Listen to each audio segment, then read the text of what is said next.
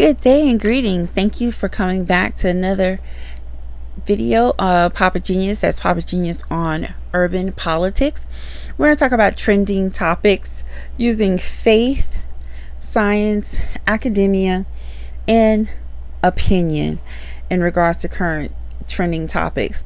And I don't know if you're aware, but the White House is getting ready to prepare for a UFC fight on the lawn of the White House estate.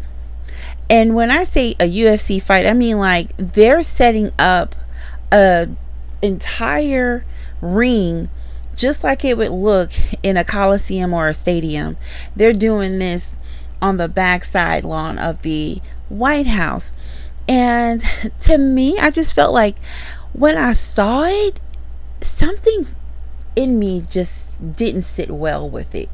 You know, a lot of people like UFC, a lot of people like MMA fighting, wrestling. And I used to be a wrestling fan a long time ago. But I just, for one, what made me feel a little bit iffy about this is that we don't want to show the world that we are brute people. This is a sport that's very brute. It's very violent and it endangers people. And you know, football is dangerous, basketball can be dangerous, but this is especially dangerous because the direct contact of this sport, people have broken noses, they've shattered collarbones, it's just a lot. So why do a UFC ring on the White House lawn? You know, this is just like, could you imagine Parliament in London, in England, having a UFC ring in front of its historic chambers where they create laws for the entire kingdom? It's just not uncouth. And what made me think was God brought to my mind that, you know, why you feel a little strange about this is because there's something called circus strategy when it comes to politics. And there's a saying that comes from a Roman emperor from long ago. And he is well known for saying that give them bread in circuses and they will never revolt. That means that no matter how bad the politics are of its governing body, the decisions that are made, the taxation that continues to go up, for our case in modern time, the gas prices that continue to go up, these ongoing conflicts that we didn't ask for and we're being pulled into, you know, I mean, the constant job layoffs and Americans losing their farms. I mean, things that mean something to us as Americans. See, if you give them bread and you give them circuses and you keep people entertained, they'll be too busy to ask you the real questions. And so, in my opinion, that's what Trump is doing with this UFC fight. And along the way with that, there's also a back history. So I don't know if you know, but Benjamin Netanyahu has been invited, and so far he is RSVP to be there. Now, I know it's the 250th birthday of the United States, and I get that. But I thought it was strange that they would invite Benjamin Netanyahu to our American celebration. Like, it just doesn't sit right with me. And again, thinking about this weapon of mass destruction, and that is circus and bread, it started to connect for me that, yeah, I guess I could see Benjamin Netanyahu being a part of this, because him too, himself as well, is trying to distract his own nation of Israel, because he's wanted in several states due to international law he has broken. There's an international warrant out for his arrest. And so what better way to showboat and to also exert your authority in the country where you are charging us taxes Now, what also came to my mind was this, and God was giving me a little bit more detail on what this all means. And when I did a little bit more research, it did state that the Roman Colosseum was used as a way for political neutral territories or zones, to where the emperor would invite in other diplomats from different nations, and they would use the sport as a way to level the grounds or to culminate more peace talks, right? However, it's different for us because Netanyahu, he pretty much has full control over that White House. And I've done videos in the months past talking about this. Before all of this started unfolding, I know the United States is occupied because the only American UFC champion is currently banned from the White House because he criticized Netanyahu. Trying to set up peace talks.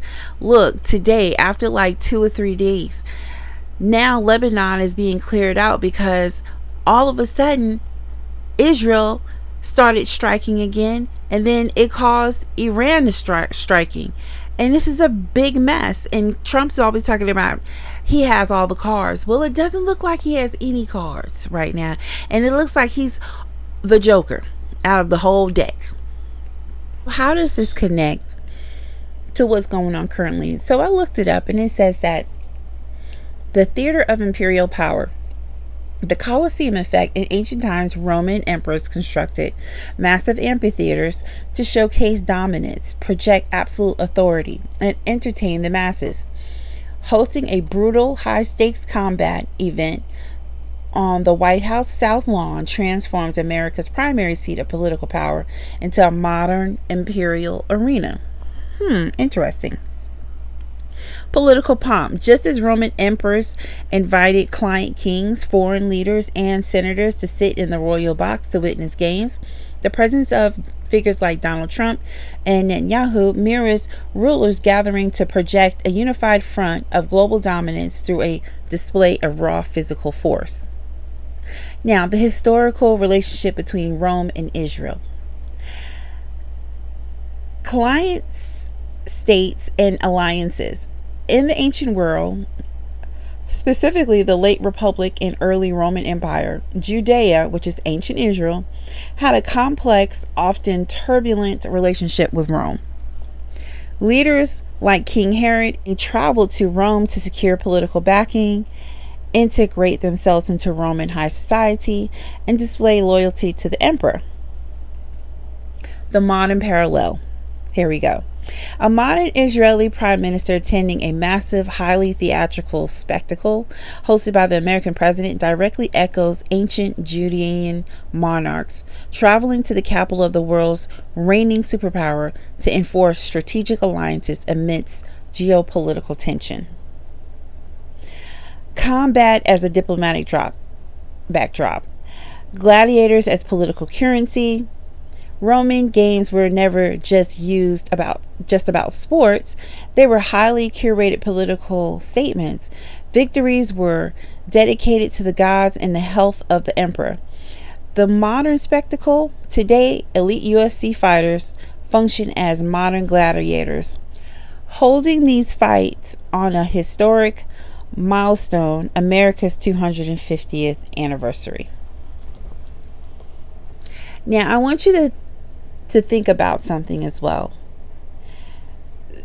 These AI resources stated something important. Ancient Israel and Rome. This echoes ancient Israel and Rome, Judea and Rome. And the last of the Judean and Rome relationship, when Judea was still in power, before the Second Temple was destroyed, was in 70 AD. Ever since then, Judea has left, and they have gone out, and they have not returned back, and they don't have the luxury of their temple anymore. So Benjamin Netanyahu talks in like parables. He talks in like antiquity times. as if battles are still going on with swords and shields. And I grew up in a household where both of my parents were pastors. I'm Christian. And I grew up in a household where my parents were real true Christians, and they taught so well. And we are the type that we're holiness, apostolic, or Pentecostal, if you'd like to refer it to. We do believe in the infilling of the Holy Spirit with the evidence of speaking in tongues, and we believe in laying hands and supernatural powers that come from the Lord. And I talk a lot about these demons and spirits and what they're referring to as aliens in a lot of my videos in the past. It's because that there is this interdimensional space that separates man and God. And in this little space that's between us, there's something called evil, and then there's good. And those that side with good are being led by God's Spirit, and we call that the Holy Spirit. And it's just like Him with His presence with us. And so a lot of times you'll hear Christians that are really saved, that are really filled with the Holy Spirit, and that are really living according to like the apostolic way. And that is the way of when the gospel first started spreading.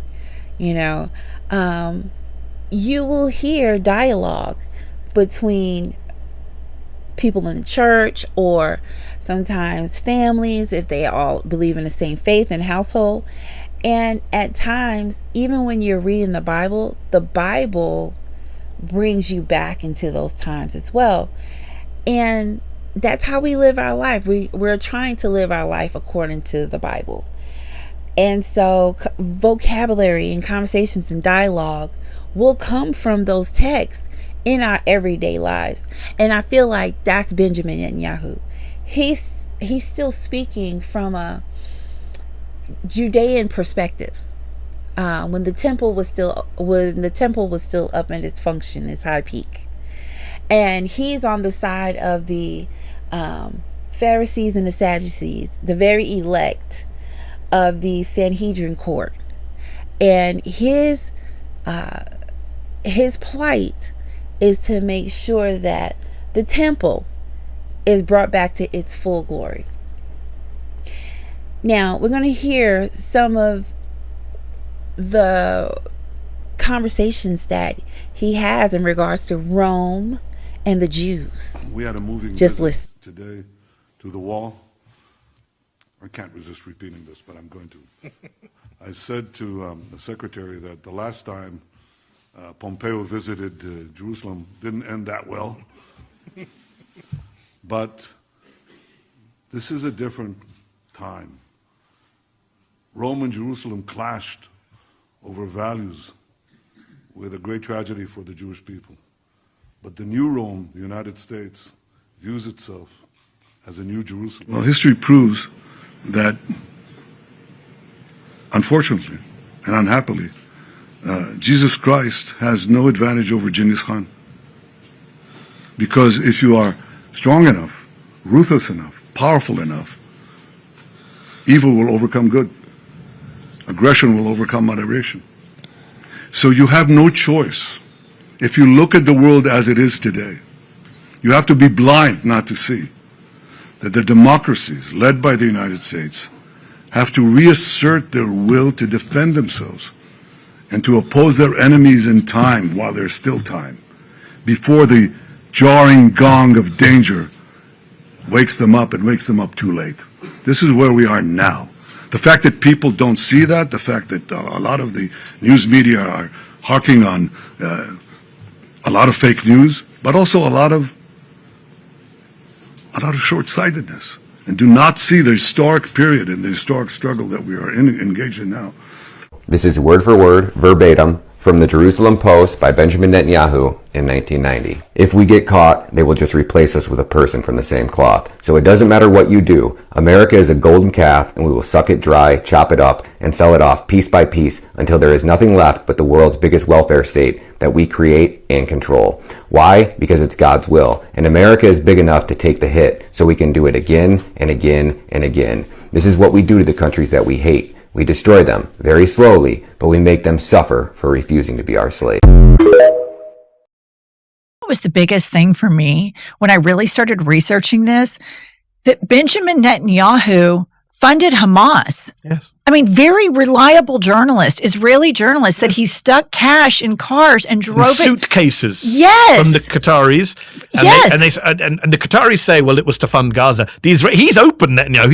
He said it in a meeting with the Likud party. He said, we did this to divide and rule, basically, to prevent the Palestinian state by making sure there's two forces, two powers, and the Palestinians are never united. So that was the essence of what he told his own party. These two journalists, podcasters, Benjamin Netanyahu could allegedly be the organizer of the killings that happened on October 7th that killed Israeli music goers, that's being blamed on the terrorist group Hamas.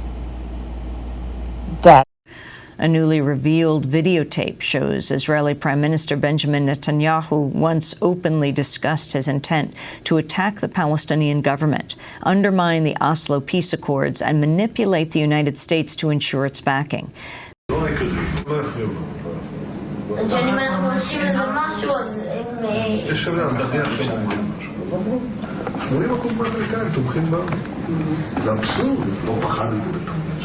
לא פחדתי להתאבד עם קלינטון, לא פחדתי להתאבד עם אובמה. מה היו הסכמי אוסלו? הסכמי אוסלו שהכנסת חתמה עליהם.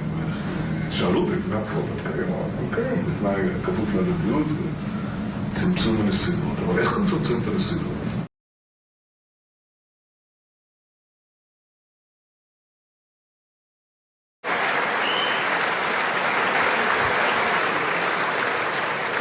Members of Congress, I now have the high privilege and distinct honor of presenting to you His Excellency Benjamin Netanyahu, Prime Minister of Israel.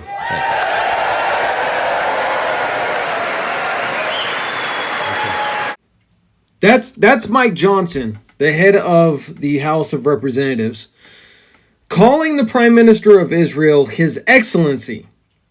That's reserved for kings. They say that to the King of England. They say that to the King of Saudi Arabia. They don't say that to any other prime minister. They say that to kings. And look at the crowd. That was Republicans and Democrats. Standing ovation. This guy doesn't even get a standing ovation in his own country when he goes to his own parliament. Bibi's running around, this is a fact, I'm not guessing about this, because I talked to people he said it to, is running around the Middle East, his region, and his own country, and telling people, point blank, just stating it, I control the United States, I control Donald Trump. He's saying that. And again, I'm not guessing at all. That's a fact.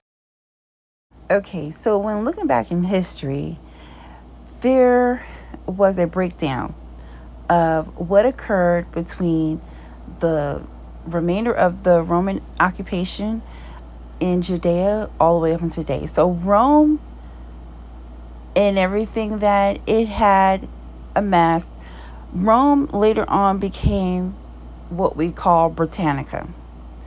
Britannica one day amassed, after becoming so large, they were able to create cities and towns and expand their kingdom. And so they went from Britannica to them being called Britain. And England is the name of the country. London, that's the name of the main country. London is the city. And then after Britain, the country morphed into England, and then later on America. And that is where he keeps referring to as Rome and America being the same. America is the new Rome. Then also too, let's not forget that the Vatican City in Italy, which is also a part of Rome, has its first newly elected pope from America that has black African heritage. That can be, that is proven, and it has sources to go to and check. Now, that is something Judea was out a of Roman this world. colony. Jewish people did not just suddenly go into exile and find themselves scattered across Europe, but that is still what's taught. Rome did not exile the Jews. It enslaved them. It colonized Judea. That is how those Jewish communities found themselves in Europe. Has been besieged and burnt before. They killed 1 million people and they enslaved 100,000. The strongest of those slaves they sent into gladiatorial games. It's Jewish slaves that built the Colosseum. The rest were sold in heaps. And so many captives were enslaved from Judea that the slave market collapsed. Slave prices across the empire crashed. That is not exile. That is Rome flooding European slave markets with Jewish captives. He actually takes this period very seriously. The book he's reading is 2 centuries of rebellion against the world's mightiest empire, detailing 66 CE, the first Jewish uprising, and then the Bar Kokhba revolt in 132 CE. This started the time of humiliation for the Jewish people, where they're kicked out of the Holy Land. The Holy Land is renamed Assyria Palestina, and many of them were put into slavery. They were forced to build the Colosseum, or they were scattered throughout the Middle East. He's saying we have to win the next one. In 2019, he called America the new Rome. Rome and Jerusalem clashed over values with a great tragedy for the Jewish people.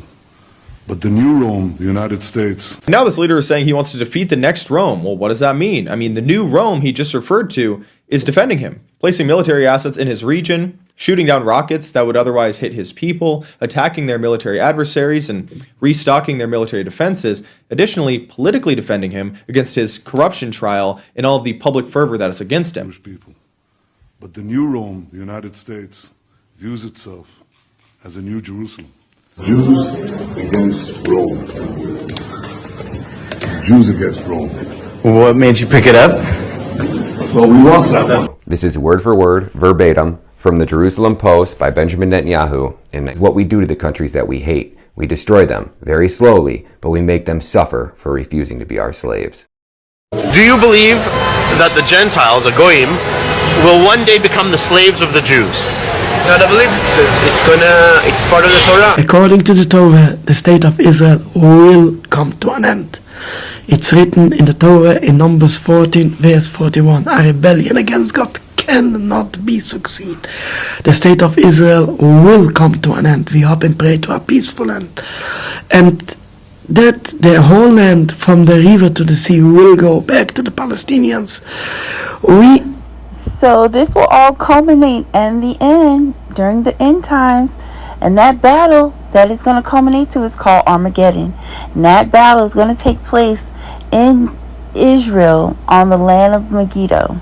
Okay? And this ultimate battle is going to be the battle of battles, and it's going to be between good versus evil. Some people don't believe in the Bible, some people do. I'll tell you what, I'll take my chances on God's holy word any day. And I would love to know what you think in regards to this upcoming UFC fight that's happening at the White House, and in regards to Benjamin Netanyahu being on site. Now that you know what you know, I'd love to see the comments in the comment section and read your feedback. Thank you so much for listening. I hope you have a great rest of your day. Bye-bye.